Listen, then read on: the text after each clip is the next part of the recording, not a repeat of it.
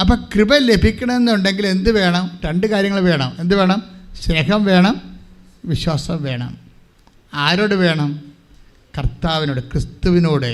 അപ്പം നമ്മൾ അങ്ങോട്ട് വിശ്വാസവും സ്നേഹവും കൊടുക്കുമ്പോൾ ഇങ്ങോട്ട് എന്താ വരണത്?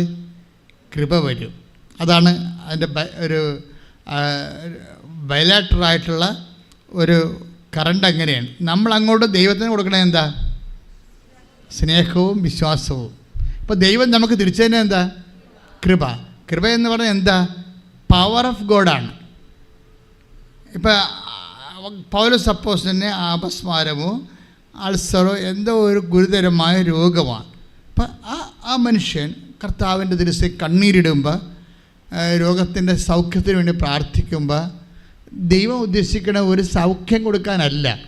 കാര്യം പൗലോസിന് സൗഖ്യം കിട്ടിയാൽ മാത്രം പോരാ.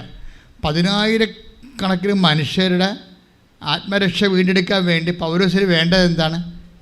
പവർ ഓഫ് ഗോഡ്, കൃപയാണ് വേണ്ടത്.